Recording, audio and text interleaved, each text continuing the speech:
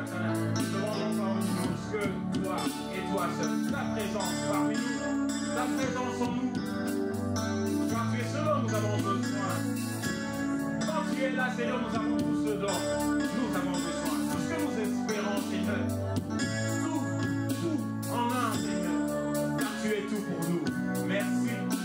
Nous te rendons grâce en avance. Parce que tu nous honores, Seigneur. Tu vas nous honorer par ta présence. Que toute la gloire te revienne. Que toute la gloire te revienne, ô divin roi. Que toute la gloire te revienne, ô Jésus. Que toute la gloire te revienne, ô toi qui es en ce lieu. Voilà pourquoi nous nous levons dans ta présence. Voilà pourquoi nos cœurs remplis de joie. Voilà pourquoi, Seigneur, chargés de foi et d'espérance, nous t'acclamons, nous t'acclamons.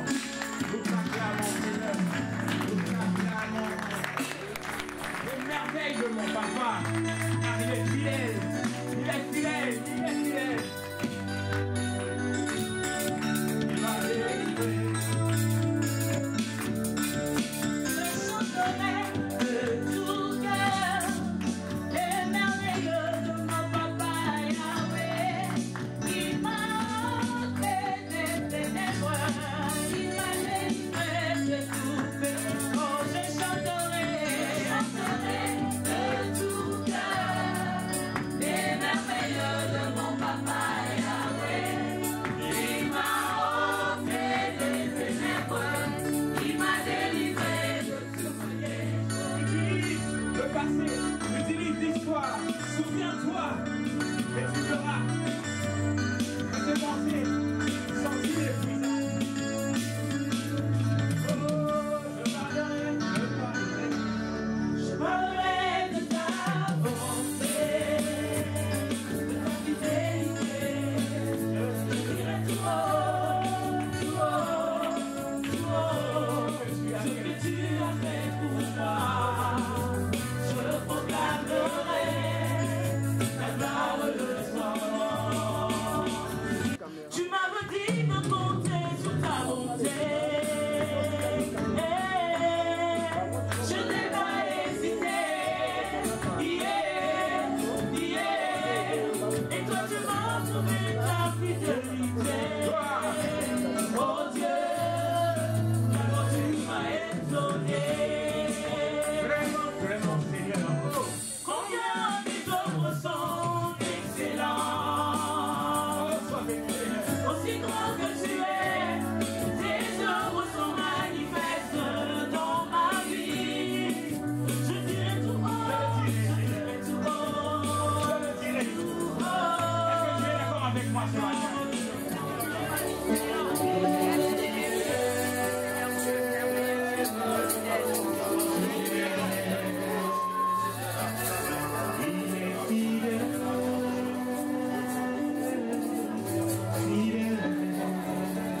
Mon Jésus est fidèle. Mon Jésus est fidèle. Mon Jésus est fidèle. Mon Jésus est fidèle. Oh, il est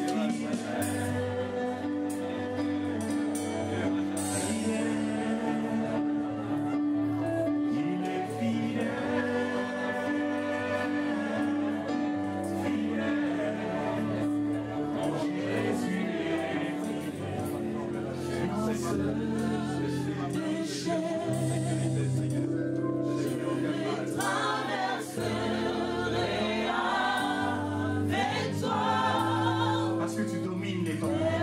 tu domines Et les. c'est la raison pour laquelle je dis, je suis tranquille. Je suis tranquille, Car tu es là, Seigneur. car tu es là.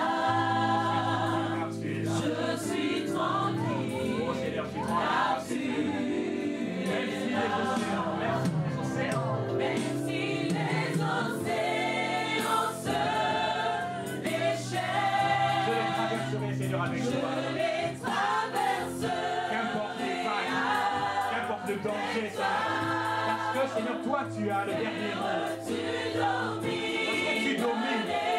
Parce que tu es au-dessus des tempêtes. Parce que lorsque tu parles, la tempête échoue. je suis Oh Seigneur, je suis tranquille. tranquille. car tu es là. Car tu es là. Je suis tranquille, car tu es là. Même si les océans se déchaînent, je les traverserai à Tu coupes tous mes problèmes, Seigneur, sont diminués. Tu coupes, Seigneur. Toutes ces séances, Seigneur, n'en fassent pas la tête. Parce que je sais, Seigneur, je suis tranquille. Je suis tranquille. Je suis tranquille. Je suis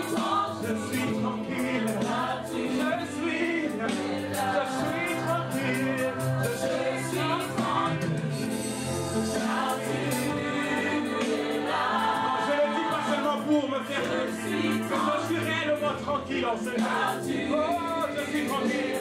Je suis tranquille. Je suis tranquille. Je suis tranquille. Tu es là, Seigneur. Je suis tranquille, Car tu es là. car tu Est-ce qu'on peut le dire tous ensemble? Je suis tranquille. Je suis tranquille, car tu es là. Tranquille, Seigneur. Je suis tranquille, car tu Disons-le encore de tout notre cœur. Je suis tranquille, car tu es là.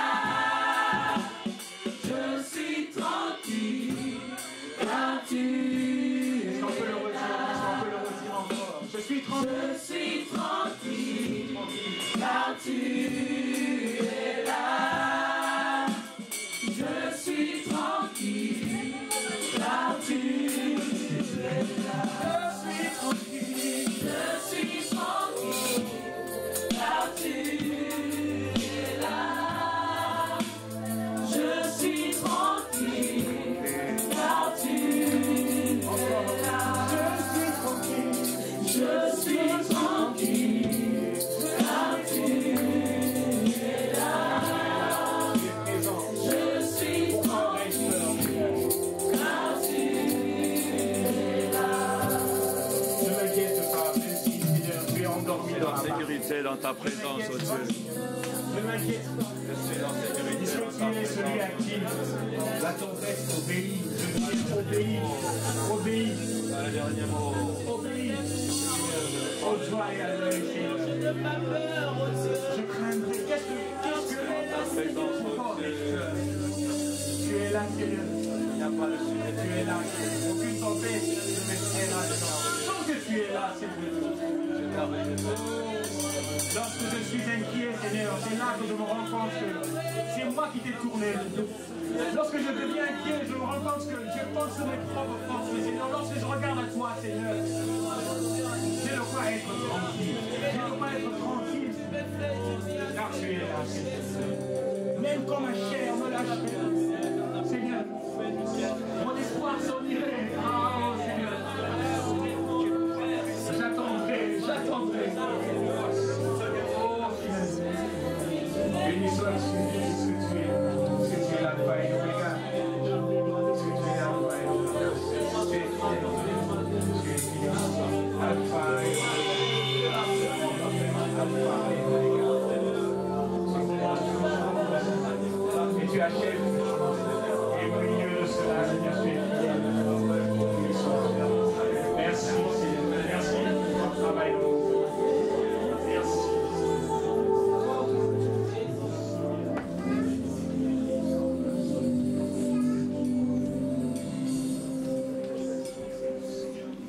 Je suis tranquille, car tu es là.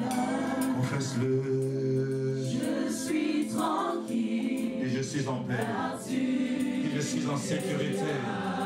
Je suis en paix. Je suis Je tranquille, suis en sécurité. car tu Parce que le maître est là. C'est lui qui tient l'épée et qui décide du combat. C'est lui qui décide, oui, de l'issue du combat.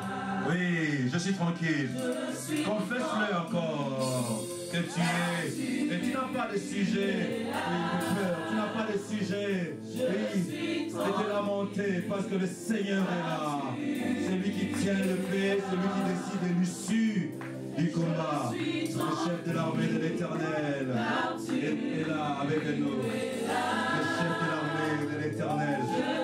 Oui, je dis que le chef de l'armée de l'Éternel, le chef de l'armée de l'Éternel, il est là.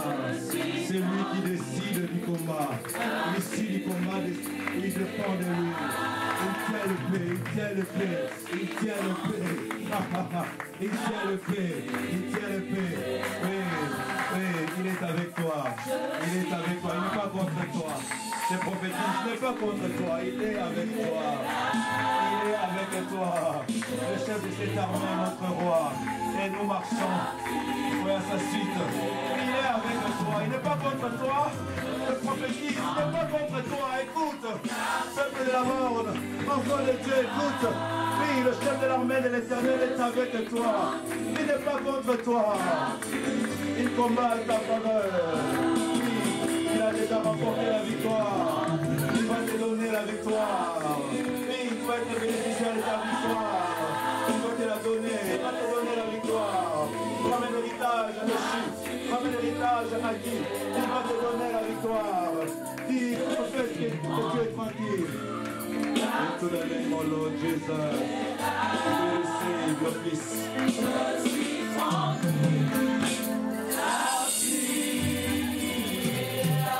Celui qui est tranquille et en paix acclame le Seigneur. Celui qui est tranquille et en paix acclame le Seigneur. Celui qui n'a pas de paix, qui regarde vers l'Éternel, acclame le Seigneur. Celui qui croit que le Seigneur tient le paix et décide du combat, acclame le Seigneur. Nous acclamons celui qui connaît l'issue du combat. Celui qui décide de l'issue du combat. Celui qui décide de l'issue du combat. Gloire au Seigneur, gloire au Seigneur. Nous allons reprendre nos places alors que je vais présenter l'orateur de ce jour, le pasteur Marcelo Tounassi. Est-ce que nous pouvons acclamer le Seigneur alors que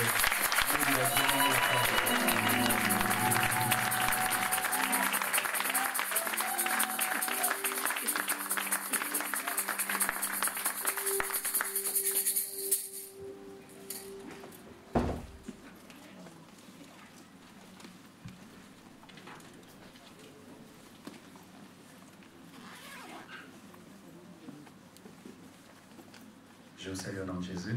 Amen. Merci pour votre accueil ce matin. Et je tiens aussi à remercier le pasteur Hugues qui nous a cédé la chair ce matin. Vous savez, c'est pas facile de céder sa chair, surtout quand on n'est pas là. Parce que tu n'es pas sûr de ce qu'on dira. Et il y a un homme de Dieu qui le fait en son absence. C'est vraiment un grand signe de confiance. Moi aussi, je lui ai déjà cédé la chair en mon absence. Quand je suis allé à Matadi. Mais je suis de la famille Laborne, je suis un fils de Verneau. J'ai fréquenté Laborne en 1993. Et le pasteur André Verneau est l'homme qui m'a influencé dans le message de la sanctification. Je priais dans l'église de Réveil, mais j'aimais son message, alors j'ai mélangé. C'est que l'église de Réveil me donnait, c'est que Laborne me donnait. Ça fait un bon mélange de caractère, de discipline, d'onction, de puissance. Amen. Nous allons prier. Je veux vivre pour toi, mon Jésus. Tu mourus pour moi, mon ami. Tu t'écris à tout est accompli. C'est pourquoi je te donne tout. Je veux vivre pour toi, mon Jésus. Car tu mourus pour moi, mon ami. Tu t'écris à tout est accompli. C'est pourquoi je te donne tout. Je le verrai sans vision. Je l'entendrai sans prophétie. Je le toucherai avec mes mains.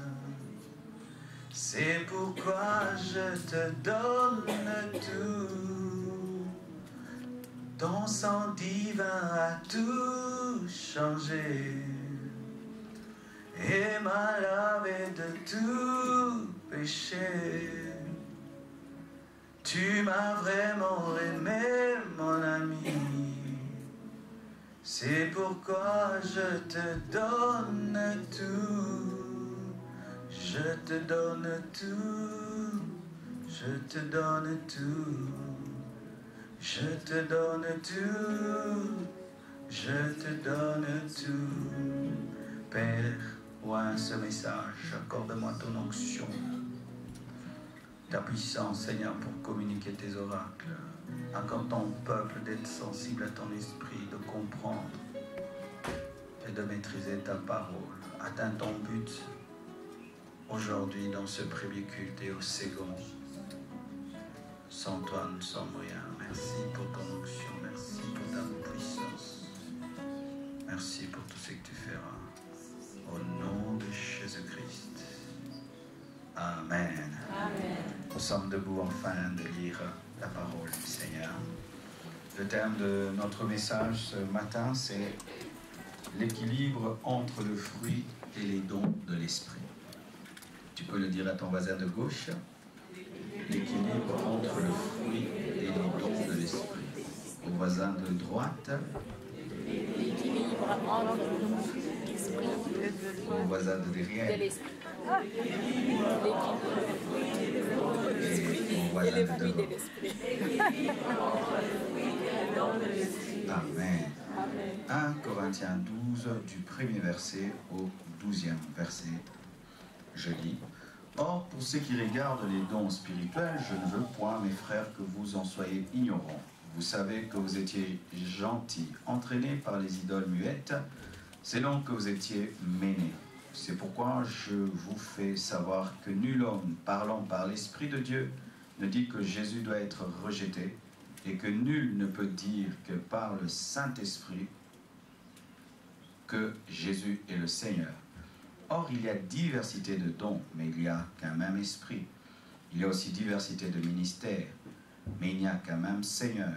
Il y a aussi diversité d'opérations, mais il n'y a qu'un même Dieu qui opère toutes choses en tous. Or, à chacun est donné la lumière de l'esprit pour procurer l'utilité commune, car à l'un est donné par l'esprit la parole de sagesse, à l'autre par le même esprit la parole de connaissance, et à un autre la foi par ce même esprit, à un autre les dons de guérison par ce même esprit, à un autre les opérations des miracles, à un autre la prophétie, à un autre le don de discerner les esprits, à un autre la diversité de langues, et à un autre le don d'interpréter les langues. Mais un seul et même esprit fait toutes ces choses, distribuant à chacun ses dons comme il le trouve à propos. Car comme le corps n'est qu'un, et cependant il a plusieurs membres, mais tous les membres de ce corps qui n'est qu'un, quoiqu'ils soient plusieurs, ne sont qu'un corps. Il en est de même de Christ. 1 Corinthiens 13, verset 1, quand je parlerai, 1 Corinthiens 13, verset 1, jusqu'au verset 10, quand je parlerai toutes les langues des hommes et même des anges, si je n'ai pas la charité, je suis comme les reins qui résonnent, ou comme la cymbale retentissante. Et quand j'aurai le don de prophétie, que je connaîtrai tous les mystères et que j'aurai toutes sortes de sciences, et quand j'aurai toute la foi qu'on puisse avoir, en sorte que je transportasse les montagnes, si je n'ai pas la charité, je ne suis rien. Et quand je distribuerai tout mon bien pour la nourriture des pauvres, et que je livrerai mon corps pour être brûlé, si je n'ai pas la charité, cela ne me sert de rien. La charité est patiente, elle est douce. La charité n'est pas envieuse. La charité n'use point d'insolence. Elle ne s'enorgueillit point. Elle ne se porte point déshonnêtement. J'ai une version terrible. Elle ne cherche point son propre profit, elle ne s'aigrit point, elle ne pense point en mal, elle ne se réjouit point de l'injustice, mais se réjouit de la vérité. Elle endure tout, elle croit tout, elle espère tout, elle supporte tout. La charité ne périt jamais, au lieu que quand on prophétise, elles seront éloignées, et quant aux langues, elles cesseront, et quant à la connaissance, elle sera abolie. Car nous connaissons en partie, nous prophétisons en partie, mais quand la perfection sera venue, alors ce qui est en partie sera aboli. Quand j'étais enfant, je parlais comme un enfant, je jugeais comme un enfant, je pensais comme un enfant, mais quand je suis devenu homme, j'ai aboli ce qui était de l'enfance, car nous voyons maintenant par un miroir obscurement, mais alors nous verrons face à face. Maintenant, je connais en partie, mais alors je connaîtrai selon que j'étais connu. Or maintenant, ces trois choses demeurent, la foi, l'espérance et la charité, mais la plus excellente de ces vertus, c'est la charité. Que Dieu bénisse sa parole. Asseyez-vous, s'il vous plaît. Et vous ajouterez, pour ceux qui veulent avoir tout, les versets, Galates 5, verset 22, qui nous dit « Mais le fruit de l'esprit, c'est l'amour, la joie, la paix, la patience, la bonté, la bénignité, la fidélité, la douceur, la tempérance. » Acclamons la parole de Dieu. Amen. L'enseignement de ce matin est très très important. Quand j'ai reçu l'invitation de prêcher, j'ai prié Dieu pour qu'il me donne le message. Je ne l'ai eu que ce matin. Amen. Vraiment, j'ai prié parce que souvent, nous pouvons prêcher des choses parce que nous connaissons, mais il faut prêcher ce que Dieu veut. Amen. Et ce matin, Dieu veut te communiquer la connaissance. Amen. Amen. La connaissance. C'est pourquoi j'aimerais que tu me suives, parce que beaucoup de chrétiens ont un problème dans le domaine des dons spirituels. Beaucoup de gens parlent des dons spirituels, mais ne comprennent pas comment ça fonctionne. Et des fois, il y a un amalgame entre les dons spirituels. C'est pourquoi même Paul dit, dans le domaine des dons spirituels, je n'aimerais pas que vous soyez ignorants. Amen. Parce que beaucoup de gens sont ignorants dans les domaines des dons spirituels. Amen. D'abord, qu'est-ce qu'un don spirituel? Un don spirituel, c'est une manifestation que donne le Saint-Esprit. Amen. C'est une manifestation que donne le Saint-Esprit. Ce n'est pas une manifestation que donnent les démons. Amen. Parce que des fois dans les églises, on aime que les cultes soient calmes. Une fois qu'il y a des manifestations du Saint-Esprit, le diable est venu à l'église. Amen. Non, non. Les dons spirituels sont la manifestation du Saint-Esprit. Amen.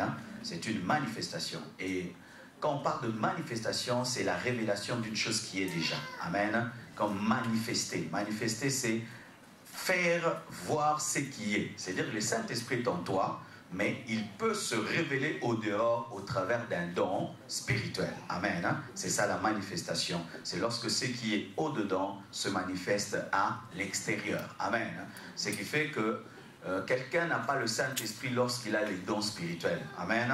Mais quand quelqu'un opère dans les dons spirituels, il ne manifeste que ce qui est déjà à l'intérieur. Parce qu'il y a certains chrétiens aussi qui pensent que moi je n'ai pas le Saint-Esprit parce que je ne prophétise pas, je ne guéris pas les malades. Non, c'est la manifestation du Saint-Esprit. C'est-à-dire que tu as déjà le Saint-Esprit et ensuite il se manifeste. Et s'il ne se manifeste pas encore, ce n'est pas que tu ne l'as pas. Tu l'as, mais il ne se manifeste pas. Amen.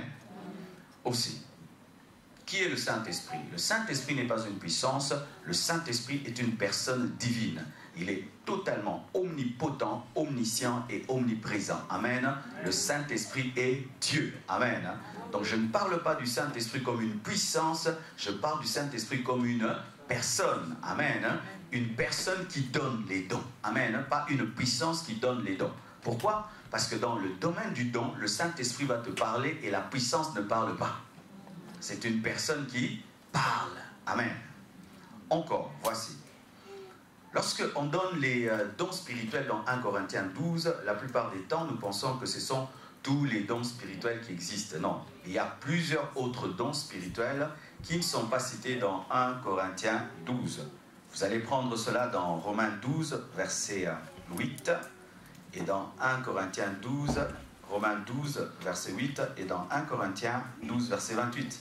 On nous parle d'un don, le don de l'exhortation. Amen. Hein? Exhorter, c'est un don. Amen. Hein? Il y a des gens qui ont le don de l'exhortation. Ce n'est pas qu'ils prophétisent. il a une grâce, il t'encourage, tu es encouragé. Amen. Hein? Il a une manière de parler. Lui, ce n'est pas un prédicateur, ce n'est pas un grand enseignant, mais il a une grâce d'exhorter. Mais souvent, les gens qui ont le don d'exhorter n'aiment pas leur don d'exhorter. Lui, il veut donner des précisions, les noms des gens, ton adresse, tu viens d'où, il te touche, tu marches. Alors que toi, tu n'as pas le don de guérison, tu n'as pas le don de miracle, tu as le don d'exhortation. Amen. Hein? Ce sont souvent des dons qui sont négligés, mais alors que Paul en parle. Il y a aussi le don de la libéralité. Amen. Hein? Des gens qui ont un don bizarre, eux, quand ils donnent, c'est comme des fous. Il peut prendre tous les biens de sa maison, il donne à l'église. Lorsque tu épouses une femme qui a un don de libéralité, mon frère, il faut vraiment beaucoup prier. Ah oui, c'est parmi les problèmes que nous avons des fois à l'église. La femme a un don de libéralité, mais son mari ne comprend rien. Ou la maman a un don de libéralité, les enfants ne comprennent rien. Amen. Hein? Ou le mari a un don de libéralité, la femme ne comprend pas. Les gens qui ont le don de libéralité, ils ont une foi extraordinaire dans le domaine du donner. Amen. Hein? J'ai quelqu'un dans ma vie qui a un don de libéralité. Lorsqu'elle a commencé à manifester ce don de libéralité envers moi, un jour je dis, mamie, tu es folle. Tu t'imagines, tu bénéficies d'un don, mais tu trouves qu'elle est folle. Tu as peur que même la nuit elle t'appelle pour te dire, je me suis trompé, rends-moi ce que j'ai donné. Alléluia. Elle est capable de te donner une voiture et elle marche à pied. Vous imaginez ça? Elle est heureuse. C'est ça le don de libéralité. Et nous avons besoin de telles personnes, surtout quand vous êtes dans une opération, vous voulez acheter une parcelle, vous voulez déménager, il faut qu'il y ait des tels dons. Amen. Hein? C'est important dans l'église. Lorsque tout le monde prophétise à des visions, mais personne n'a le don de libéralité, bien aimé, vous allez faire 5 cultes ici. Alléluia. Amen. Parce que tout le monde demande le don de miracle, le don de puissance. Non, il y a aussi le don de libéralité. Seigneur, donne-moi un cœur qui donne avec joie et qui donne avec un sacrifice sans se plaindre. C'est un don de Dieu. Mais souvent, les gens aussi qui ont le don de libéralité sont très découragés par les autres qui ne comprennent pas leur manière de fonctionner. Amen. Hein? Bien aimé, autant quelqu'un ne comprend pas ton parler en langue, il ne peut pas comprendre ta libéralité. Amen. Il y a aussi le don de secourir. Certains, vous avez le don de secourir, mais vous ne savez pas que c'est un don parce qu'on n'en parle pas à l'église. C'est un don de miséricorde. Tu as toujours pitié des gens qui souffrent. Tu aimerais avoir des orphelinats. Quand tu vois un orphelin, ça te dérange. Quand tu vois une veuve, ça te dérange. Quand quelqu'un est pauvre à l'église, ça te dérange. Quand quelqu'un souffre, ça te dérange. Quand quelqu'un est endeuillé, tu dois aller. Quand quelqu'un est malade, tu dois partir. Tu sens toujours que tu as de la miséricorde. Et des fois, tu dis, ce n'est que l'amour. Ce n'est pas que l'amour. Des fois, c'est un don. Et beaucoup de gens qui ont un don de libéralité finissent par avoir des orphelinats dans leur vie, finissent par avoir des grands hôpitaux où ils disent que telles personnes ne paieront jamais les pauvres et tout le reste. Alléluia. Mais souvent nous sommes concentrés qu'au don de guérison. Alors que certains, vous avez le don de secourir. Et tu n'as pas besoin d'être dans un département social pour exercer le don de secours. Le problème des fois c'est celui-là. Tu as un don, mais comme tu n'es pas dans un département, tu ne l'exerces pas. Tu n'as pas besoin d'un département pour opérer dans ton don. Alléluia. Vous voyez par exemple, lorsque les gens passent devant, les gens qui n'ont pas le don de secourir ne regardent pas. Mais celui qui a le don de secourir regarde, ah, sa chaussure là il a porté, ça fait 2 mois qu'il ne change pas de chaussure, je vais lui changer la chaussure. Mais les autres ne regardent pas. Alléluia.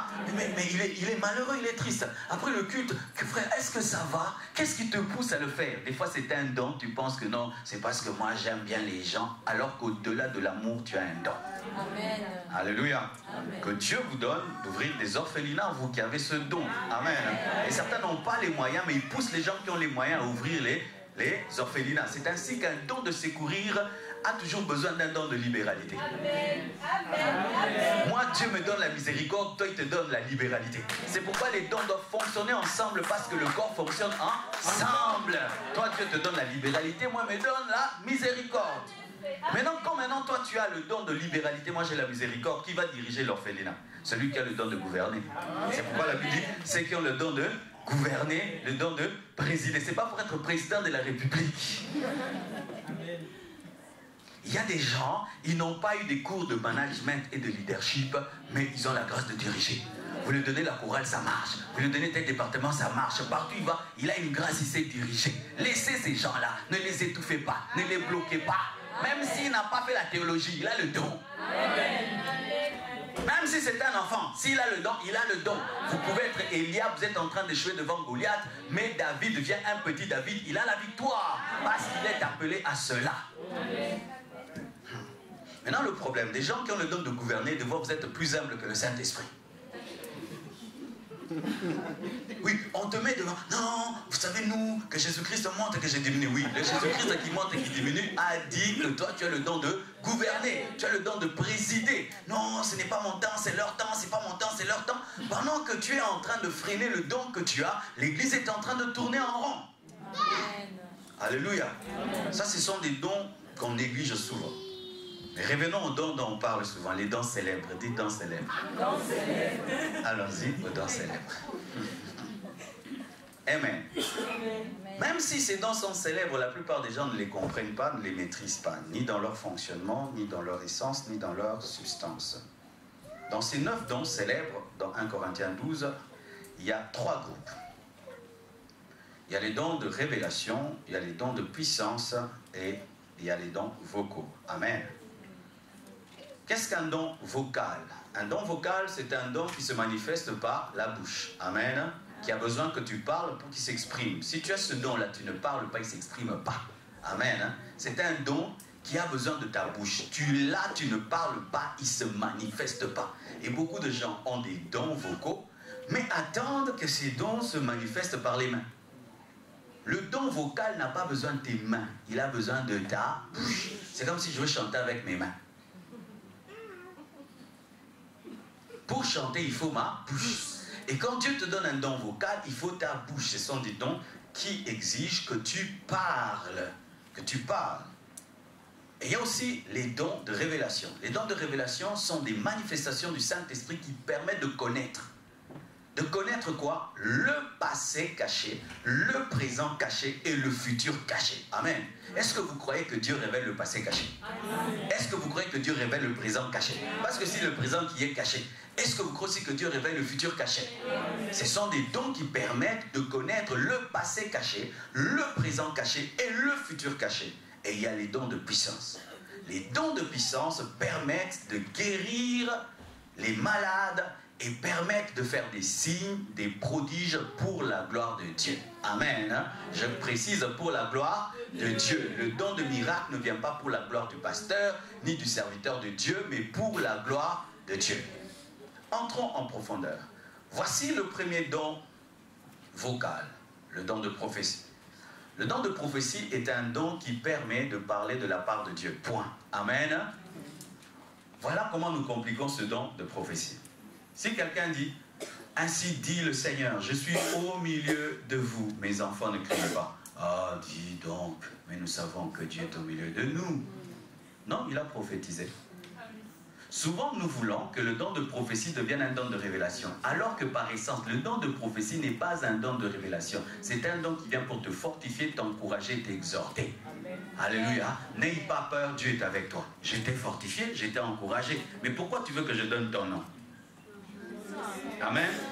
Alors qu'est-ce qui arrive? Des fois la gloire de Dieu descend dans l'église et les gens reçoivent des prophéties, mais tellement que ce sont des prophéties entre guillemets simples. Ces personnes ne les donnent pas parce qu'on va leur dire, mais tu nous as dit ce qu'on connaissait déjà. Est-ce que je dois dire des choses nouvelles? Je dois seulement t'exhorter, te fortifier. Priez mes enfants, priez mes enfants, priez mes enfants. J'ai prophétisé, même si je n'ai pas cité les noms. Alors, beaucoup, vous avez le don de prophétie, mais vous êtes complexés par ceux qui ont la parole de connaissance. Ainsi, vous niez, vous renoncez à votre don parce que ceux qui ont un autre vous défient. Alors que nous n'avons pas le don pour nous défier les uns les autres, mais pour nous compléter. Je ne sais pas si ça t'arrive. Des fois, tu as besoin qu'on te dise ce que tu sais déjà. N'est-ce pas? Par exemple, je décide, non, je veux entrer en jeûne. Je sais. Et puis quelqu'un me dit, jeûne, jeûne, jeûne. Ah, gloire à Dieu. Et voici donc Dans le Nouveau Testament, la prophétie ne donne pas de direction, la prophétie donne des confirmations. Dans le Nouveau Testament, personne ne peut te diriger par une prophétie, mais il doit seulement confirmer ce que Dieu t'a dit, parce que dans le Nouveau Testament, nous avons tous le Saint-Esprit. Mais dans l'Ancien Testament, on allait voir celui qui avait l'Esprit pour être dirigé, mais dans le Nouveau Testament, celui qui a l'Esprit confirme ce que l'Esprit a dit à l'autre qui a l'Esprit. Ainsi, si tu viens dans ma maison me dire une chose que Dieu ne m'a jamais révélée, je ne crois pas parce qu'il est d'abord mon papa. Il doit me dire ce qu'il m'a déjà dit parce que c'est dangereux d'être dirigé par des prophéties. C'est très très dangereux parce que quand tu es dirigé par les prophéties, tu seras dirigé par les émotions du prophète. Mais quand tu as des confirmations du prophète, ça te permet de savoir que Dieu t'avait parlé réellement parce qu'il a dit à l'autre ce qu'il t'avait dit. C'est pourquoi ne vous mariez jamais par prophétie parce que le prophète ne sera pas là pour donner des bisous. Alléluia. Ne quittez pas un pays pour un autre parce que le prophète a dit, parce qu'il ne sera pas là pour te donner une maison. Mais quand Dieu t'a dit, quitte Bruxelles, va à Paris. Maintenant tu te dis, vraiment, est-ce que c'est Dieu? Et puis le prophète te dit, n'ayez pas peur de voyager, n'ayez pas peur de voyager. Ah, gloire à Dieu. Mais tu étais là calme à Bruxelles, le Seigneur a dit, abandonne tout, va à Bruxelles, fais très attention. Si tu l'as fait, rentre là où tu étais. Alléluia. Amen. On ne donne pas aussi par prophétie. Le Seigneur a dit, donne-moi tout ce qui est dans ta maison. Non. Il doit me dire d'abord à moi, ensuite il me parle par toi pour me confirmer. Ne donnez rien par prophétie, mais donnez les choses par confirmation prophétique. Amen. Est-ce que vous comprenez ce que je dis? Parce que le prophétisme dans le Nouveau Testament n'est pas comme dans l'Ancien Testament. Nous avons l'Esprit, tous nous avons l'Esprit. Le grand prophète Agabus, n'est-ce pas qu'il est allé voir Paul pour lui dire, l'homme à qui appartient cette ceinture sera lié? Qu'est-ce qu'il a dit? Je suis même prêt à mourir. Tu ne dis rien de nouveau. D'ailleurs, moi je connais plus que ce que toi tu es en train de dire de moi. Ah oui. Car un homme qui vit dans l'intimité est prophète. Parce qu'il connaît par son intimité la volonté de son mari. Amen. Si mes serviteurs commencent à dire à mon épouse des choses que je ne lui ai jamais annoncées, c'est grave. Mais si je dis, mon travailleur vient dire à mon épouse, le patron a dit qu'on prépare la viande, elle dira quoi? Il m'avait déjà dit. Mais si elle entend pour la première fois de la bouche d'un travailleur que je veux la viande, donc je suis devenu quoi? Le mari du travailleur. Ainsi, lorsque tu apprends tout des prophètes, c'est-à-dire que tu n'as pas d'intimité de communication. Amen. Amen. Amen. Alléluia. Amen. Ah, j'avais dit que j'irais trop vite. Voici maintenant la prophétie. La prophétie est suivie d'un autre don qu'on appelle le don de diversité de langue. Là, il y a souvent un problème sur le don de diversité de langue. Même les chrétiens qui sont là, certains n'aiment pas les langues à cause de ça. On dit, c'est quoi les charabia là, du charabia? Est-ce que même vous comprenez ce que vous dites? D'autres même quand ça monte, ils disent, ah, qu'est-ce que je veux dire? Non, je ne dis rien. Voici ceci. Dans le domaine des langues, il y a plusieurs sortes de langues. Il y a, j'aimerais même dire, 2 langues. Voici. La langue qu'on parle le jour qu'on est baptisé dans le Saint-Esprit n'est pas un don spirituel. C'est le signe que tu as cru. Cette langue t'est donnée pour prier et pour rendre grâce. Elle ne t'est pas donnée pour prophétiser et donc elle n'a pas besoin d'interprétation, sinon on va interpréter nos prières. Vous comprenez ce que je dis? Quand je suis baptisé, je parle en langue pour adorer Dieu et pour prier. Ça, c'est pour moi. C'est mon intimité avec Dieu. Et une fois que je parle cette langue, je la parle quand je veux. Amen. Je la parle quand je veux. Si je veux parler maintenant, je vais parler. Mais je ne peux pas quand je veux parler dans le don de diversité de langue parce que c'est une prophétie, parce que je ne peux pas obliger Dieu à prophétiser. Ma langue, signe du baptême du Saint-Esprit, n'a pas besoin que je puisse interpréter. Mais si je donne un message en langue, là j'opère dans le don, il faut qu'on interprète. Et là, nous ne pouvons pas parler tous en langue au même moment. Maintenant on dit, dans vos églises il y a du désordre. Vous parlez tous en langue au même moment. Oui, nous pouvons parler tous en langue au même moment si nous parlons la langue qui est le signe du baptême dans le Saint-Esprit. Mais nous ne pouvons pas parler tous au même moment quand il s'agit du don de diversité de langue. Pourquoi? Là nous donnons des messages au même moment et ça fait du désordre. Ah, j'entends quelqu'un qui dit, comment je saurai? Voici. La langue don et la langue signe. La langue signe, une fois que tu l'as reçue, tu pries quand tu veux. Elle dépend de ta volonté. Comme Paul dit, je prie en esprit et je prie par l'intelligence. Il y a le jeu. Mais pour la langue, diversité de langue, il n'y a pas de jeu. C'est Dieu qui t'inspire comme il inspire la prophétie. Elle vient quand elle veut. Tu ne peux pas dire, maintenant je vais faire la diversité des langues. Certains d'ailleurs, ils pensent que lorsqu'ils compliquent leur langue, ils parlent maintenant de la diversité. Est-ce que vous comprenez ce que je dis? Je donne un exemple. C'est un culte vraiment technique. C'est ta manière de parler régulièrement. Et puis maintenant tu vas dire, maintenant la diversité. Dis. Ce n'est pas parce que tu compliques la langue que c'est devenu la diversité. Là tu es en train de parler une langue psychologique. Alléluia. Voici. Lorsque nous prions ensemble, nous pouvons tous parler en d'autres langues et on n'a pas besoin d'interprétation lorsque ce sont des prières. Amen. Maintenant, si Dieu veut donner un message, qu'est-ce qui se passe? Comme c'est un Dieu d'ordre, il attend que tout le monde soit calme et tout d'un coup, quelqu'un commence à élever la voix en d'autres langues. Quand tout le monde est calme maintenant, tu commences à parler en langue. Donc là, tu ne pries pas. Tu donnes un message, on t'écoute. Mais si tu continues et tu n'interprètes pas, on te dit tais-toi, tu nous déranges parce qu'on n'entend rien. C'est pourquoi celui qui parle la diversité de langues doit chercher l'interprétation de langue de peur que tu sois un barbare. Amen. Et si tu ne l'as pas, prie que quelqu'un dans la salle reçoive cela. C'est pourquoi maintenant je parle du don d'interprétation de langue. On ne parle pas du don de traduction, on parle d'interprétation. La traduction est différente de l'interprétation. Traduire, c'est traduire mot à mot. Si la diversité de langue a fait 30 minutes, la traduction 30 minutes. Mais qu'est-ce qui arrive des fois? La diversité de langue peut faire 1 heure. 1 heure. Et puis l'interprétation. Le Seigneur a dit, craignez-moi, sinon je vais frapper tel au milieu de vous. Amen. Non, mon frère. Tu as parlé longtemps comme ça. Tu as l'interprétation comme ça. L'interprétation donne le sens, mais ça ne donne pas mot à mot. Alors il y a certains, vous recevez aussi l'interprétation, mais tu dis non, ça ne peut pas être l'interprétation. La langue était longue, mais moi c'est court. Et des fois aussi, la langue est courte, mais l'interprétation est longue parce que celui qui reçoit l'interprétation doit rechercher les paroles pour exprimer ce qu'il a compris en esprit. Vous comprenez? Oui. Alléluia. Amen. Ce n'est pas un don de traduction, mais d'interprétation, mais c'est un don vocal. Voici. Le don de diversité des langues mélangé au don d'interprétation de langue égale à la prophétie. C'est la prophétie. Amen. Hein? Amen. Voici. Parlons du troisième groupe.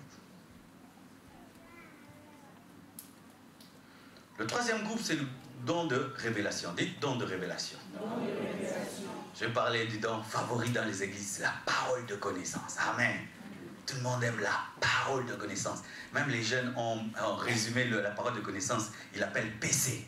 Parole de connaissance. Ah, vous ne savez pas ça? Ils disent parole de connaissance. Dieu m'a donné une PC. Oui. Les jeunes sont comme ça. Alors, mais cette parole de connaissance, si on n'enseigne pas dessus, elle crée des problèmes. Le don de parole de connaissance s'exerce toujours dans la sagesse, sinon tu peux créer des problèmes. Tu ne peux pas te tenir là, le Seigneur me dit, papa, tu as trompé ta femme hier. Non, même si Dieu te l'a dit, tu dois avoir la sagesse. Non, il y a un sorcier ici, Quand tu dis un sorcier ici, tu vas effrayer même le nouveau venu, va dire c'est une église de sorciers. Alléluia. Même si c'est la vérité. Mais tu as mal exercé le don spirituel. Amen. Hein? Le Seigneur est en train de me révéler. Maintenant, il y a un esprit de python dans toi. Mais c'est quoi? C'est un responsable à l'église et qui impose les mains aux gens. Tout d'un coup, quel scandale tu vas créer? C'est pourquoi lorsque vous demandez les dons, demandez aussi la sagesse. Sinon, le don détruira l'église. C'est pourquoi beaucoup d'églises fondées sur le don sans la sagesse sont toujours détruites par l'ennemi. La parole de connaissance te permet de connaître le passé caché et le présent caché. C'est-à-dire, on te dit rien. Ce n'est pas que tu as une certaine information et tu es en train de regarder et puis tu dis non. Ça doit être une information venant de Dieu. Ce ne sont pas tes idées, ni tes pensées, mais cela vient de Dieu. Amen. Et aussi, le don de parole de sagesse. Qu'est-ce que le don de parole de sagesse? C'est d'abord un don qui te permet de recevoir une sagesse venant de Dieu au-delà de ta sagesse pour résoudre un problème compliqué. Je donne l'exemple de Salomon.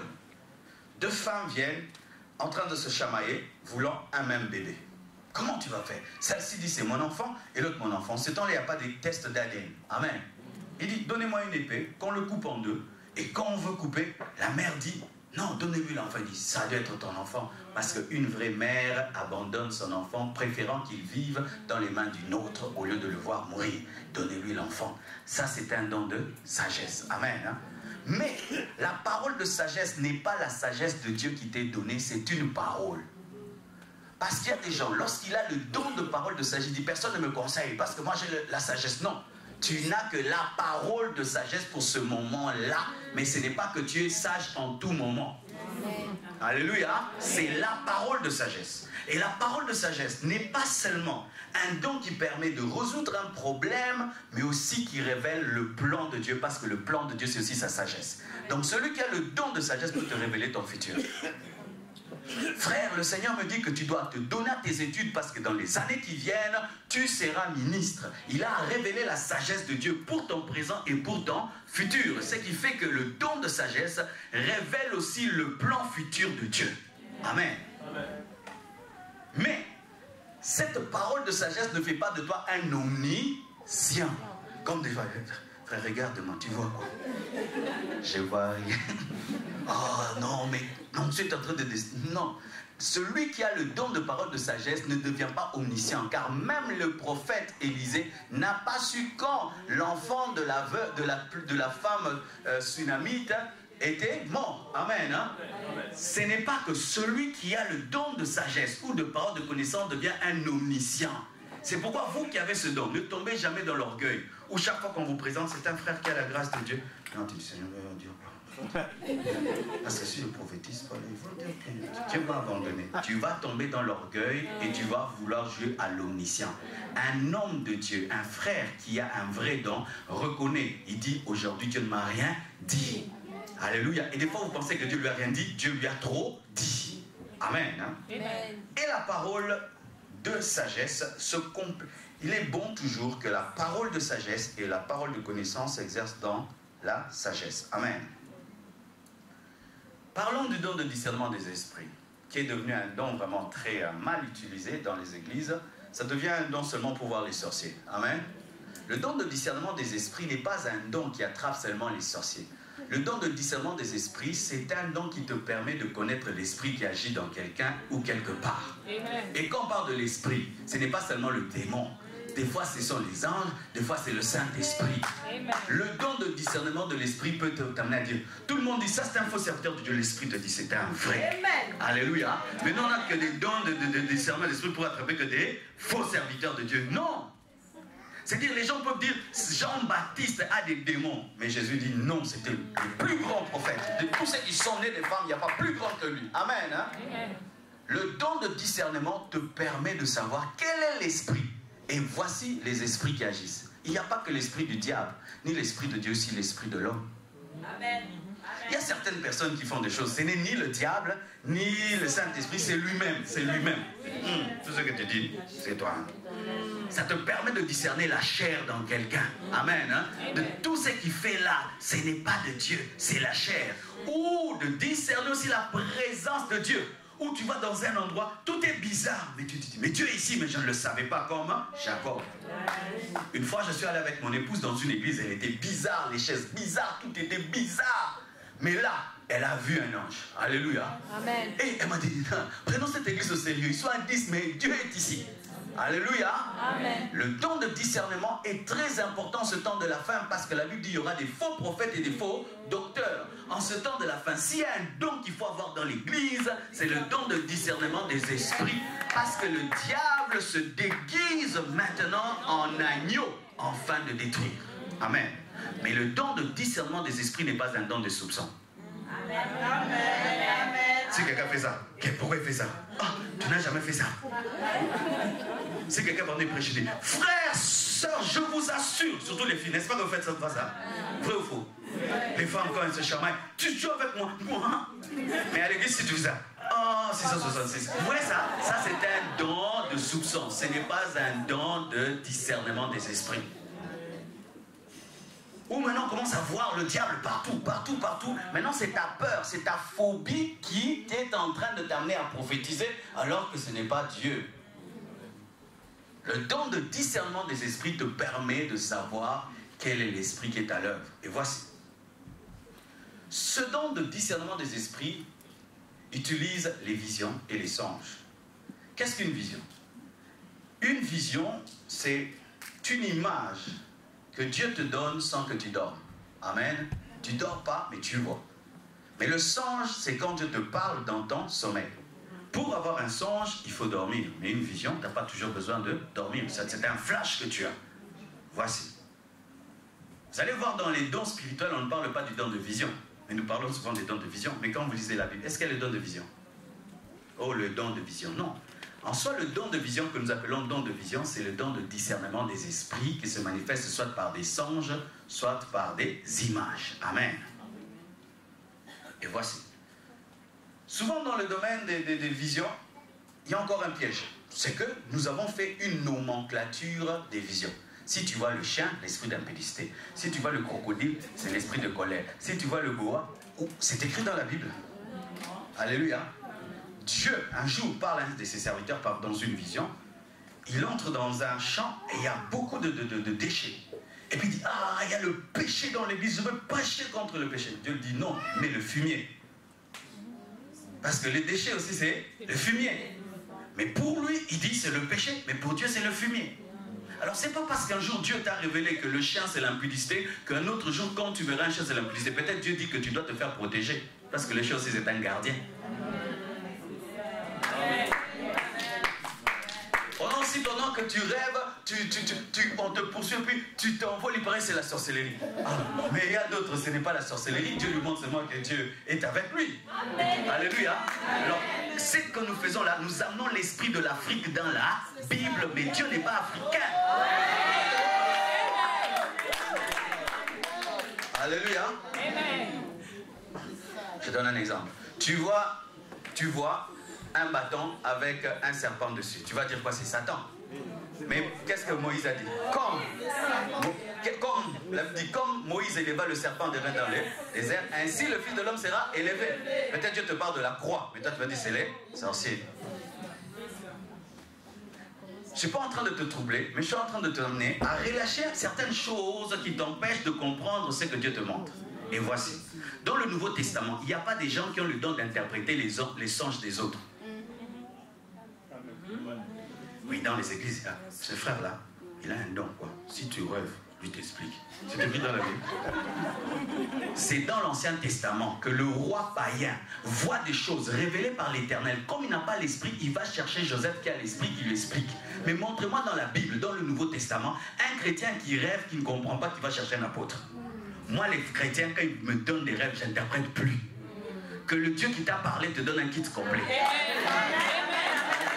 Va auprès de celui qui t'a parlé pour qu'il te révèle tout. Parce que c'est dangereux d'avoir un téléphone sans chargeur. Comment Dieu te parle, ne te donne pas l'interprétation dans le Nouveau Testament? C'est dangereux. Maintenant, si tu te trouves en un endroit où personne n'est là pour t'expliquer. Lorsque Joseph voyait, il comprenait. Mais toi, tu vois, tu ne comprends pas. Des fois, ce n'est pas Dieu qui t'a parlé, tu as rêvé. Les songes et les rêves ne sont pas les mêmes. Les rêves sont en désordre et sont le fruit de nos pensées, mais les songes ont l'autorité spirituelle et c'est organisé. Voici un songe. Tu es à Bruxelles et puis tu es à Paris, tu manges, tu te promènes et puis tu ris. Ça veut dire quoi? Ça veut dire rien. Mais nous voulons toujours dans cette marmaille-là sortir toujours un sens. Ça veut dire quoi? Ça veut dire que vraiment, bien aimé, tu es trop joyeux. Il y a d'autres. Tu dors affamé, et puis la nuit tu manges. Ça veut dire que tu es sorcier. Non, il fallait bien manger avant de dormir.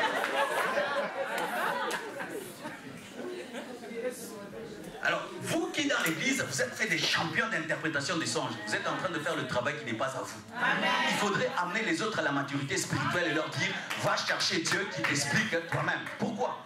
lorsque vous devenez dépendant des autres pour comprendre vos songes, vous devenez aussi dépendant de leurs émotions. Les gens qui ont la colère, ils disent Dieu va te frapper. Les gens qui sont heureux, tu monteras. Alléluia. Amen. Amen. Le don de discernement des esprits permet aussi d'avoir des songes et permet aussi d'avoir des visions. Voici. Beaucoup n'ont pas des visions parce que vous avez peur. Ça arrive à qui ici, pendant qu'il prie, tu sens comme une lumière s'approche et tu vois quelque chose. Hey! Hey! Oh, alléluia! Alléluia! Quoi? J'allais voir! Voir quoi? Ah, j'allais voir. C'est ça. Pourquoi vous avez peur de voir? Mais voilà comment vous priez. Seigneur, montre-moi, montre-moi. Tu pries, montre-moi. Et puis Dieu vient. Oh, alléluia. Alléluia, alléluia, alléluia. Amen. Quoi? Parce que voici ce que la région nous a dit. Tu vas voir un démon, tu vas voir des choses qui vont te effrayer. Bien aimé, qui vous dit que vous ne verrez que des choses qui vont vous effrayer? Et même si Dieu te révèle des choses qui vont t'effrayer, Dieu va faire que tu n'aies pas peur. Vous voyez les visions qu'Ézéchiel, Jean a vues, l'Apocalypse, mais c'est effrayant. Mais il les donne des chapitres et des chapitres. Dieu est plus sage que toi. Dieu ne peut pas t'amener à un endroit qui va te tuer. Vous ne voyez pas parce que vous avez peur. Et vous n'avez pas des songes parce que vous êtes insomniaque. Tu veux rêver, mais tu prends plein de café avant de dormir. Tu manges plein de sucreries avant de dormir. Comment tu auras des songes? Un homme, si, bien aimé, si tu sens que Dieu te parle beaucoup dans les songes, tu dois respecter ton sommeil. Ah oui, oui. Il y a des frères qui sont terribles. Hein. C'est-à-dire, tout ce qui rêve arrive. Il y a des gens comme ça. Tout ce qui rêve arrive. Mais il néglige son sommeil. Ah non, non. Toi, il faut bien prier avant de dormir. Tu pries bien et que personne ne te dérange parce que ton sommeil est prophétique. Mais beaucoup qui ont ce don, Satan souvent combat votre sommeil. Tu vas dormir, mais tu as plein de soucis. Tu te tournes sur le lit et puis tu te réveilles avec des maux de tête. Satan ne veut pas que tu dormes parce que quand tu dors bien, tu vois bien. Amen. Alléluia. Amen. J'ai quelqu'un dans ma famille, il m'a fait rire. Sa femme rêve toujours exact. Et lui, ça fait un temps, il ne priait plus bien. Alors s'il veut que Dieu lui parle, quand sa femme dort, il la touche. Il dit, Seigneur, moi tu ne me parles pas, je suis un pécheur. Et cette femme-là, tu lui parles. Parle-moi au travers d'elle. Et le matin, sa femme lui dit, Dieu m'a dit ça sur toi. Gloire à Dieu. Mais c'est lui qui la touche, il ne sait pas. Donc il croit vraiment au Dieu de sa femme. Mais lui, pour l'instant, il est dans le péché. Mais jusqu'à ce que le Dieu de sa femme l'a touché aujourd'hui, c'est un vrai homme de Dieu. Ah oui, acclamons le Seigneur.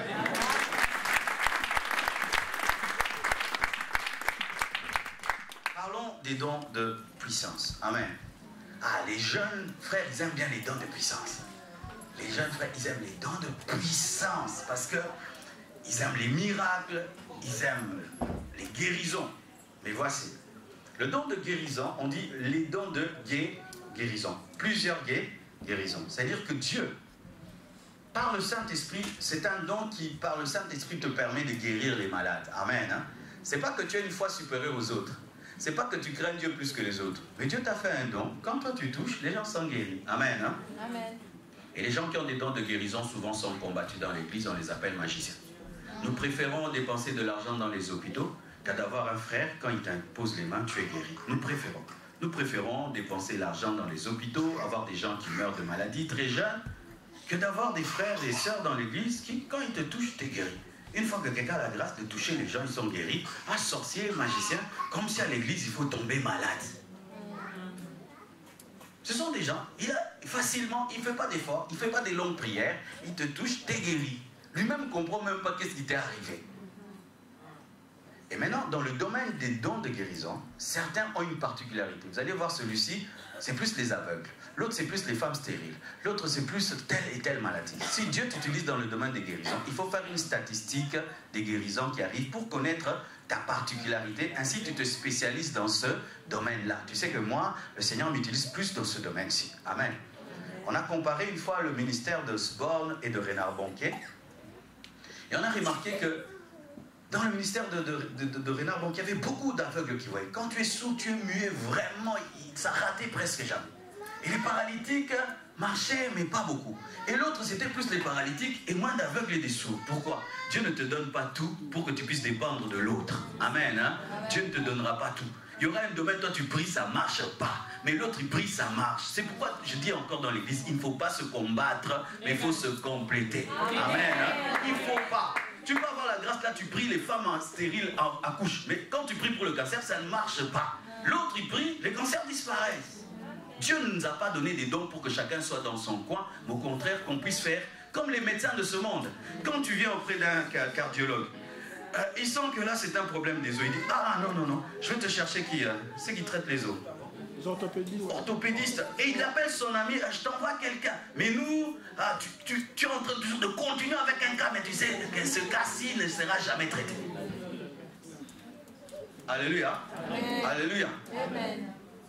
Le don de miracle, c'est un don qui permet à ce que Dieu opère des miracles, des prodiges. Le miracle, c'est quoi? C'est tout ce qui est étonnant. Et le miracle touche pas seulement la santé, ça touche tous les autres domaines de la vie. Amen. Dernièrement, je connais quelqu'un qui est venu voir mon épouse, parce qu'elle a un don comme ça. Et là, regardez, elle a dit, mon frère, Dieu me dit qu'on va t'engager. Dans telle entreprise, précisément, elle a tout donné, tout. Le frère a commencé à rigoler. Il a dit, moi, qu'on m'engage, telle entreprise, je ne connais personne, comment on va m'engager? Il a dit, moi, j'ai vu ça. Le frère part, il revient 2 semaines après, il commence à pleurer. On l'a engagé. Maintenant, un miracle comme ça, si quelqu'un vient chercher l'engagement, je prie pas, va chez ma femme. Viens chez moi pour l'enseignement. Viens chez moi pour la guérison. Mais pour des trucs là, je trouve qu'elle, quand elle prie pour quelqu'un chômeur, ça marche souvent. Et elle prie pour les chômeurs. Elle a un don de miracle pour les chômages. Les miracles, c'est pas seulement la guérison. Amen. Hein? Le miracle, c'est lorsque les portes qui ne pouvaient pas s'ouvrir s'ouvrent. C'est un miracle. Amen. Hein? Et certains, vous avez un don de miracle. Mais comme les miracles, ce dont nous pensons, la résurrection des morts, Dieu t'utilise plus dans un domaine, tu dis, c'est pas, tu as un don dans ce domaine-là. Amen. Et le don de foi. Souvent, il y a une confusion sur le don de foi. C'est que nous pensons que le don de foi est un don qui sauve. Non. La foi dont on parle là, ce n'est pas la foi qui sauve. Parce que la foi qui sauve vient de la parole. Quand tu entends la parole, tu crois, tu es sauvé. Parce que si le don de foi est un don spirituel qui sauve, alors les gens qui n'ont pas ce don ne sont pas sauvés. Qu'est-ce qu'est le don de foi? Le don de foi, c'est une foi passive qui croit sans forcer. C'est-à-dire, on te met un mort là, tu dis, il dort. Oh, il dort. Réveillez-les. Pendant que tout le monde voit la mort, toi tu vois un sommeil. Ce sont des gens qui ont une foi exceptionnelle. Pour des moments exceptionnels, ils croient que la mer rouge va s'ouvrir. Alléluia. Amen. Ils ont une foi qui est de la folie. Mais ce n'est pas une foi qui vient parce qu'ils sont mûrs spirituellement. Non, Dieu lui a donné seulement le don de croire. Alléluia. Et ça ne dépend pas de l'âge que tu as dans l'église. Non. Tu peux croire aujourd'hui, tu as le don de foi. Tu as la foi et ça arrive toujours. Ça ne rate jamais. Et ce don de foi produit et des guérisons et des miracles. C'est pourquoi il y a un homme de Dieu, on lui a dit, si je dois choisir parmi tous les dons, je prends le dernier là, le don de la foi. Parce que celui qui a la foi peut tout. Amen. Alléluia. Amen. Vous avez compris? Voilà à présent.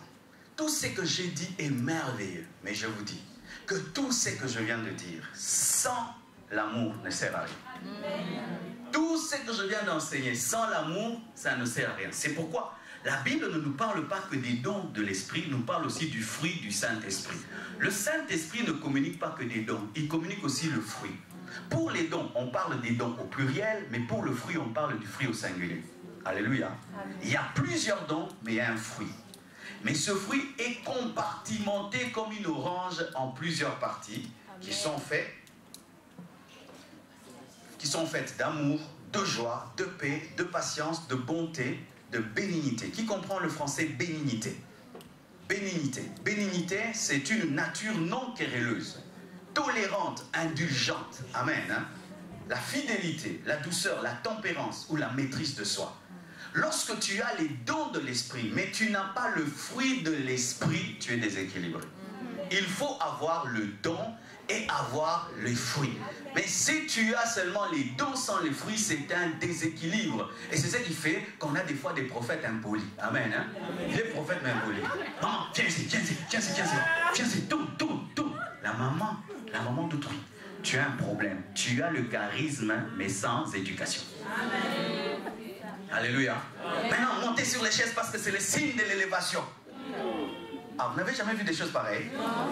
Ah oui, vous c'est là-bas. Moi j'ai fréquenté tous les milieux et j'ai vu des choses. Mais des gens, ils ont un don extraordinaire. Alors je vous dis extraordinaire. Ils te donnent ton adresse, ta mère et tout. C'est pas qu'il ment. Dieu vraiment lui parle. Tu as une cigarette dans ta poche. Il te dit que tu as une cigarette dans ta poche et tu la fais sortir. Mais il va te le dire quand l'église est remplie. Beaucoup de dons, mais pas de fruits. Lorsque vous aspirez vers le don, voici maintenant ce que Paul dit. Aspirez au don spirituel, mais je veux vous montrer le chemin par excellence. Il dit l'amour est, l'amour est, l'amour est. C'est-à-dire, avant de rechercher les dons, il faut avoir l'amour. Car si tu as les dons sans amour, c'est un désastre. Les dons sans amour, c'est un désastre. Si Dieu te donne le don de révélation, le don de discernement des esprits sans amour, mais tu vas détruire l'église. Tu vas détruire l'église. Dieu m'a dit ça sur lui. Dieu m'a dit ça sur lui. Dieu m'a dit ça sur lui. Dieu m'a dit ça sur lui. Tu vas commencer à terroriser l'église. Vous voulez que je parle? Tu veux que je dise? Tu veux que je dise? Tu veux que je puisse t'exposer? Alléluia. Ça peut amener la rébellion. Imagine bien aimé, tu commences à ressusciter les morts, mais tu peux devenir un rebelle, n'est-ce pas? Quand tu ressuscites les morts, le pasteur ne ressuscite pas les morts. Est-ce que tu vas dire amen quand il prêche? Non. Quitte là, je vais faire des choses. C'est ce qui tue les églises. Les dons sans le caractère amènent la rébellion à l'église. Les dons sans caractère amènent la rébellion. La rébellion. C'est pourquoi quand tu cherches les dons, si tu n'as pas recherché l'amour, les dons vont te tuer. Amen. Amen. Alléluia. Amen. Est-ce que je peux avancer? Et c'est maintenant que je commence à prêcher. Alléluia. Voici maintenant. Lorsque la Bible nous parle du rochette, vous connaissez rochette, c'est R-O-C-H-E-T. Rochette, c'est l'habit que portent les cardinaux et que portait le souverain sacrificateur. C'est un habit qui s'arrête là, comme un cache-cœur. Vous connaissez ça, hein? Alors, sur le rochette du sacrificateur, il y avait des grenades et il y avait des clochettes. Alors, lorsque le souverain sacrificateur entrait dans le lieu très saint, les clochettes permettaient de savoir qu'il est vivant parce que personne ne peut entrer dans le lieu très saint pour le retirer s'il est mort. Alors, tant qu'on entendait les clochettes qui étaient sur le rochette faire du bruit, on disait il est vivant. Il est vivant. Amen. Hein? Mais la Bible nous dit que lorsqu'on a cousu le rochette, il n'y avait pas que des clochettes. À côté de chaque clochette, il y avait des grenades. Et les clochettes représentent les dons spirituels qui font le bruit, mais les grenades, c'est ça le caractère, c'est ça la nature de Dieu. Il faudrait toujours qu'il y ait, à côté de chaque don, qui est le fruit de l'esprit. Sinon, bien aimé, ça va tuer un. L'église meurt parce qu'il y a beaucoup de dons, mais il n'y a pas le fruit. Et l'église meurt aussi parce qu'il y a beaucoup de fruits, il n'y a pas de dons. Ah oui, parce que c'est des églises, tout le monde caractère, tout le monde douceur, amour, mais pas de guérison, pas de délivrance. Non, il ne faut pas ça aussi. Les dons permettent de manifester les capacités de Christ, mais le fruit permet de manifester son caractère. Je n'ai pas besoin que des capacités, j'ai besoin du caractère. Je n'ai pas besoin aussi que du caractère, j'ai besoin aussi des capacités. Jésus avait la nature de l'agneau, il avait aussi la capacité du lion. Lorsque tu as la capacité du lion, sans la nature de l'agneau, tu es un dragon. Mais aussi quand tu as seulement la nature de l'agneau, sans la capacité du lion, tu es faible. Parce que comment tu vas guérir les malades? Parce que certaines personnes ont besoin de vivre la puissance de Dieu. Amen. Il faut l'équilibre entre les clochettes et les grenades. Amen. Hein? Amen. La combinaison de deux, c'est ça la maturité. Mais si tu as seulement les dons sans le fruit, tu es comme un Samson. Samson qui fait des miracles, des prodiges, mais il dort chez une prostituée. Mais le matin, il fait encore des miracles. Ah, j'aimerais dire quelque chose. C'est pas parce que Dieu t'utilise dans les dons qu'il est avec toi. Ce qui prouve qu'il est avec toi, ce sont les fruits. Plutôt, c'est le fruit. C'est le fruit qui révèle que Dieu est avec toi. Parce que les dons sont trompeurs. Dieu peut t'utiliser dans les guérisons, dans les miracles, mais il t'a déjà abandonné. Mais parce que tu es devenu une adresse de la guérison. Alléluia. En lingala, on dit qu'un homme qui a touché le poisson, même s'il n'a plus le poisson, il a l'odeur du poisson. Et tu peux continuer à opérer dans l'odeur du poisson, mais le poisson n'est plus là, mais tu l'avais eu.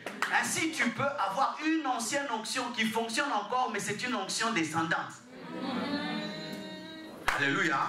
Et moi, c'est que j'aime en Jésus. Il avait à la fois la nature et il avait aussi les capacités. Il a la capacité de ressusciter les morts, mais d'accepter de mourir à la croix. Alléluia. Il a la capacité de marcher sur l'eau, mais il est aussi capable d'accepter qu'on puisse lui arracher la barbe. C'est ce qui a permis qu'il puisse dire tout est accompli et qu'il reçoive le nom qui est élevé au-dessus de tout autre nom, afin qu'en son nom, tous genoux fléchissent au ciel, sur la terre et sous la terre. Lorsque vous recherchez les dons, vous devez rechercher le fruit. Mais si vous avez le fruit, vous avez besoin des dons. C'est cet équilibre qui présente Christ. À bon entendeur, que Dieu vous bénisse abondamment.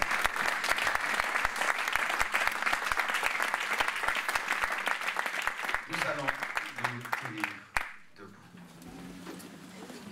Oh là-bas, charaba, sita là-bas. Prions le Seigneur. Torasita là-bas, charaba. Suramama chantalama suta. Rimama zitelebo suta. Père éternel, je te bénis. Père éternel, je te rends grâce. Je te remercie, Père, pour le message de ce matin. Et je te prie, Père éternel, de communiquer à ton peuple. De communiquer à ton peuple les dons de l'Esprit. Nous chantons Alléluia. Alléluia.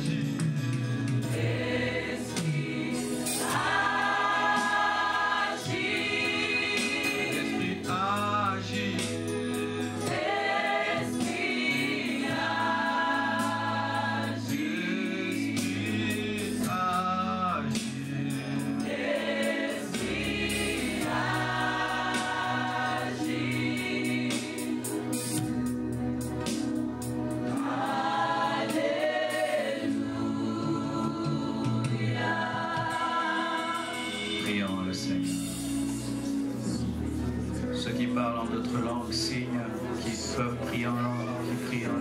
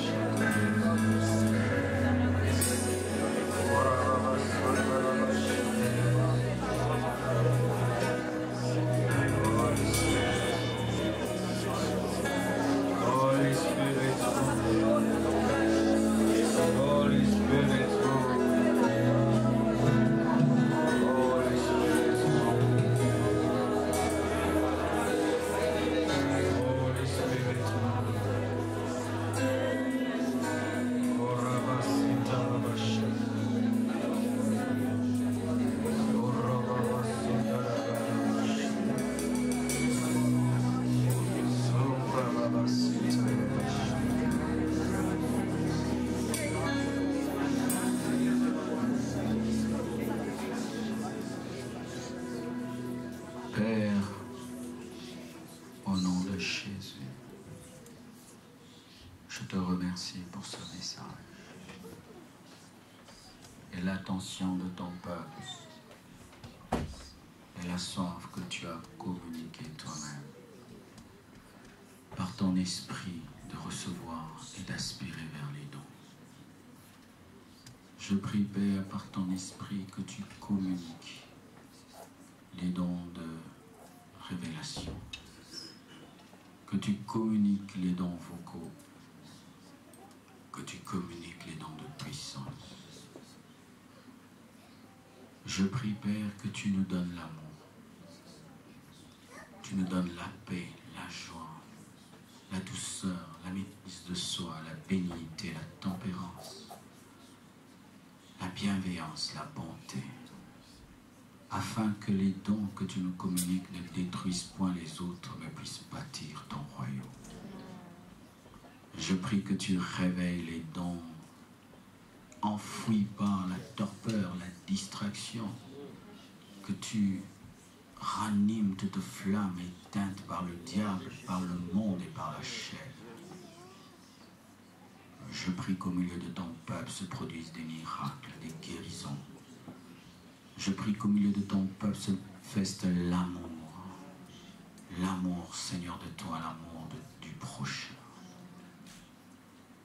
Je prie que l'huile de ton esprit, l'huile fraîche de ton esprit puisse couler sur tous ceux qui, Père éternel, travaillent dans une ancienne onction qui a bloqué le don.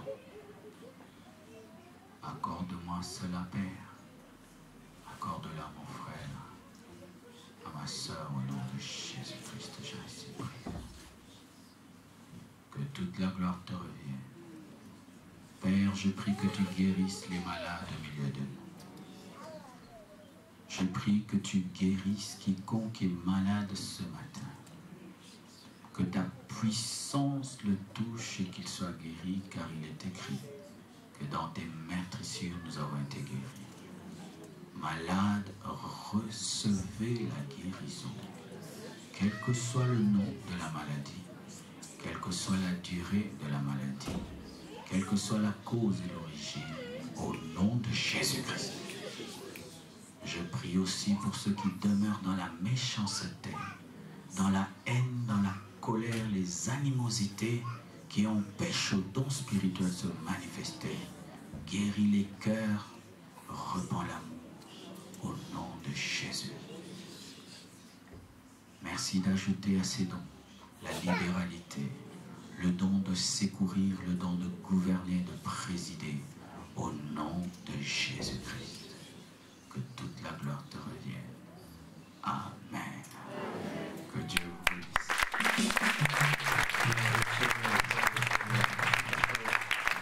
Gloire au Seigneur. Seigneur Dieu, nous te bénissons. Seigneur Dieu, nous te rendons grâce pour ta présence qui a été manifeste au milieu de ton peuple. Nous avons senti ta présence, ô Dieu, au moment de la louange, au moment de l'adoration, au moment de la parole. Nous avons été visités par toi, Seigneur, et nous avons senti tes bienfaits, ô Dieu. Merci pour cette bonne parole, ô Père de gloire qui nous a fortifiés, qui nous a enseignés, qui nous a donné encore l'éclairage, ô Dieu, par rapport aux dons et par rapport à cet équilibre nécessaire que nous devons avoir au travers des dons et au travers des fruits de l'Esprit, Seigneur. Merci, Seigneur, pour cet homme qui nous a bénis aussi, éternel Père. Daigne le bénir, ô éternel Dieu de gloire. Et aussi l'assemblée, ton peuple, celui que tu aimes, celui pour qui tu as envoyé ton Fils Jésus-Christ. Ô Seigneur, nous demandons des grâces sur cette assemblée, sur cette auguste assemblée, Seigneur. Nous bénissons cette assemblée, ô Dieu de gloire. Alors que cette assemblée va se disperser, qui prenant sa voiture, qui prenant un transport en commun, ou marchant à pied ou à vélo, Seigneur, daigne bénir, ô Dieu de gloire. Que la paix du Seigneur Jésus-Christ puisse accompagner chacun de nous, ô Dieu. Et que la semaine qui commence, ô Père, soit une semaine, oui, de bénédiction, Seigneur. Une semaine d'équilibre où nous allons croître en dons spirituels et nous allons croître aussi en fruits spirituels, Seigneur. En fruits de l'Esprit, Seigneur. Et que cet enseignement ne puisse pas tomber dans les oreilles d'un sourd, Seigneur. Que cet enseignement puisse produire en nous, Seigneur. Que nous ne puissions pas être ces auditeurs oublieux, qui disent Amen, Amen, mais qui après être sortis oublient tout, Seigneur. Nous voulons que par ton esprit, que nous puissions être de ceux qui vivons la parole. Après l'avoir écoutée, nous nous engageons à vivre. Et cela n'est possible que par ton Saint-Esprit. Voilà pourquoi nous te demandons, Seigneur, par ton Saint-Esprit, de nous accompagner, de graver ces choses dans nos cœurs et de nous donner, de produire en nous le vouloir et le faire. C'est dans ton nom, Jésus, que nous avons prié et nous bénissons ton peuple. Et l'Assemblée de Dieu dit Amen. Et nous acclamons le Seigneur. Gloire au Seigneur. Bon dimanche à tout le monde et bonne semaine à tout le monde. Maman, donc elle travaille toujours.